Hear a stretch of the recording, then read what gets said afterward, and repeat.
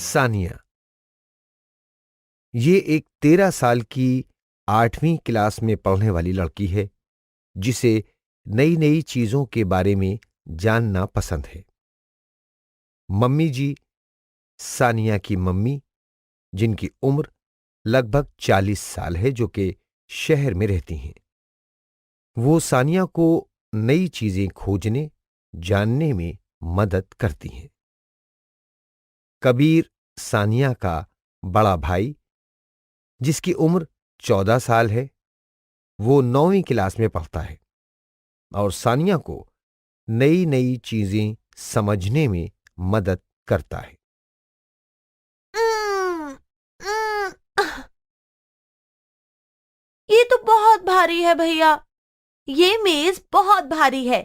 क्या आप धक्का लगाने में मेरी मदद कर दोगे? मुझे इसे यहाँ से हटाना है।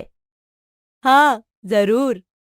हम दोनों साथ में कोशिश करते हैं, फिर तो ये जरूर आगे बढ़नी चाहिए।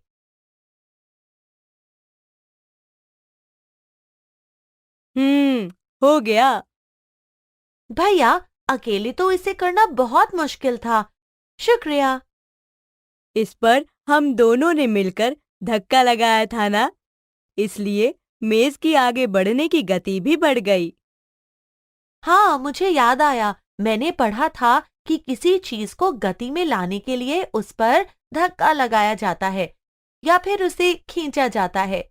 मतलब उसे खींचकर या धकेल कर हम उस पर बल लगाते हैं। सही कहा ना मैंने भैया? अच्छा, तो बताओ, आज सुबह से तुमने कहाँ-कहाँ बल का इस्तेमाल किया है? जैसे दरवाजा खोलना बंद करना, गेंद को ठोकर मारना, दराज को खींचकर खोलना, धकेलना, अलमारी से किताब को निकालना। दोस्तों, क्या आप भी कुछ उदाहरण बताने में मेरी मदद करेंगे? बताइए। अच्छा बताओ, तुम अगर इस तरफ से धक्का लगाओ और मैंने तुम्हारे विपरीत धक्का या बल लगाया तो क्या होगा? साधारण सी बात है, मेज आगे बढ़ ही नहीं पाएगी या फिर जो ज्यादा बल लगाएगा वो इसे धकेल देगा। तो क्या तुम्हें लगता है कि एक बल दूसरे से बड़ा या छोटा या बराबर हो सकता है? हाँ, आप मुझसे बड़े हैं तो आप इस पर ज्यादा बल लगा पाएंगे। रस्साकशी के खेल में भी तो यही होता है।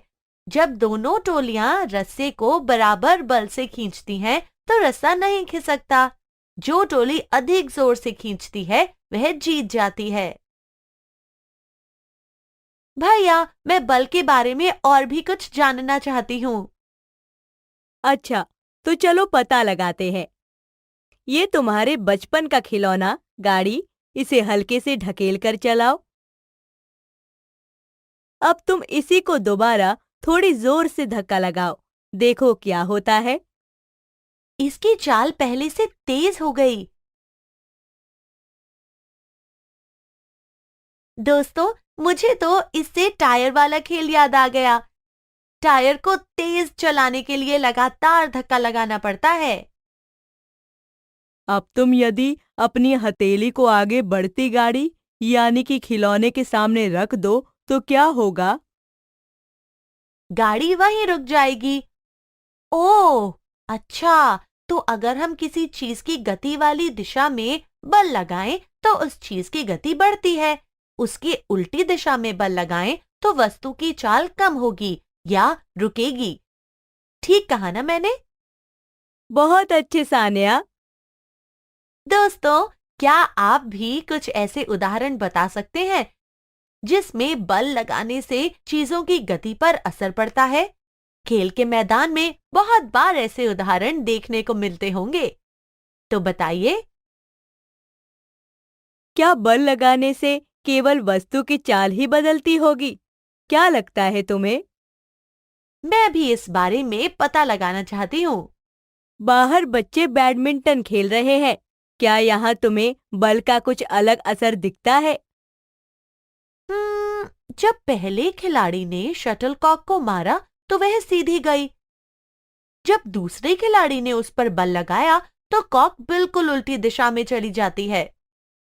तो क्या इसका मतलब यह है कि किसी चीज पर बल लगाकर उसकी गति की दिशा को भी बदला जा सकता है? आपको क्या लगता है दोस्तों? बच्चों, यहाँ आओ, मुझे तुम्हारी मदद की जरूरत है। इस रोटी को बेलते वक्त भी तो बल लगाया जा रहा है। यहाँ आटे का गोला चपटा हो गया, मतलब आकृति बदल गई।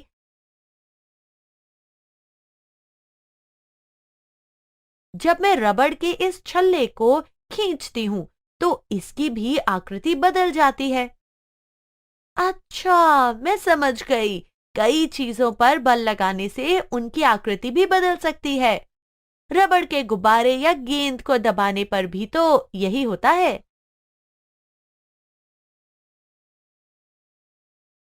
ओह, मेरी गेंद! भैया पकड़ो उसे प्लीज। इस गेंद पर तो कोई बल नहीं लगा, फिर भी इसकी चाल धीमी होती गई और बाद में रुक गई। ये कैसे? क्या इस पर भी कोई बल लग रहा होता है? दोस्तों, मैंने पढ़ा था अगर हम किसी वस्तु पर बल लगाते हैं तो उस वस्तु पर हमारे शरीर का संपर्क होना चाहिए। या फिर बल लगाने के लिए रस्सी, छड़ी व अन्य किसी वस्तु की मदद ले सकते हैं, पर यहाँ पर तो ऐसा कुछ भी नहीं हुआ। सानिया, ये भी तो हो सकता है कि यहाँ संपर्क हमारे शरीर से नहीं बल्कि गेंद और फर्श की सतह के बीच में हो। सोचो, क्या ऐसा हो सकता है? दोस्तों, क्या आप इस बारे में मेरी मदद कर सकते हैं? बताइए। सानिया, तुम्हें क्या लगता है? क्या ये जरूरी है कि किसी चीज पर लगने वाला बल दो चीजों के आपस में छूने या संपर्क होने से ही होता है? क्या तुम किसी असंपर्क बल के बारे में जानती हो? हाँ, मैंने इस बारे में पढ़ा है। गुरुत्व बल असंपर्क बल का ही उदाहरण है। जब हम कोई सिक्का या कुछ हाथ से छोड़ते हैं तो वह धरती पर ही आकर गिरता है।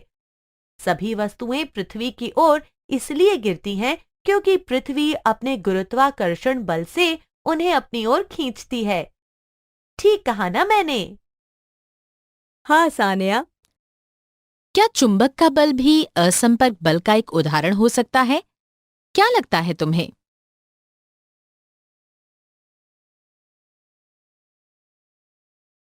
चलो हम करके देखते हैं। ये दो चुंबक लेते हैं। इसके समान ध्रुवों को पास लाने पर के एक दूसरे को दूर धकेलते हैं। और असमान ध्रुवों को पास लाने पर क्या होता है? ये एक दूसरे को आकर्षित करते हैं। ओह हाँ, इसके बारे में हमने कक्षा 7 में पढ़ा था। याद है ना आपको? अब मैं समझ गई। पर एक चुंबक दूसरे चुंबक पर बिना संपर्क में आए ही बल लगा सकते हैं, इसीलिए ये भी असंपर्क बल ही है। सही कहा सानिया। आओ, मैं तुम्हें कुछ और भी दिखाना चाहता हूँ। ये प्लास्टिक का कंघा लेकर इसे इस तरह बालों पर रगड़ते हैं। अब कंघे को इन कागज के टुकड़ों के करीब ले आओ। ओह, ये कंघा तो कागज के टुकड़ों को अपनी तरफ खींच रहा है। सानिया, यह खिंचाव किस तरह के बल के कारण हो सकता है? क्या लगता है तुम्हें? कहीं ये स्थिर वैद्युत बल तो नहीं? दोस्तों, आपको याद है ना, हमने पढ़ा था कि कागज से रगड़ा हुआ स्ट्रॉ एक आवेशित वस्तु होता है। मुझे लगता है कि यहाँ कंघे को रगड़ने से उसमें आवेश पैदा होता है, जो दूसरी वस्तुओं के संपर्क में न होने पर भी यह बल लगा सकता है। ठीक कहा ना मैंने? बिल्कुल सही कहा सानिया। सारांश। आज हमने जाना बल क्या है, बल कैसे कार्य करता है, बलों के गुण। एक ही दिशा में लगाए बल जुड़ जाते हैं। एक बल दूसरे से बड़ा, छोटा या बराबर हो सकता है। बल वस्तु की गति बदल सकता है, आकृति बदल सकता है, दिशा बदल सकता है। बलों के रूप: संपर्क बल, असंपर्क बल।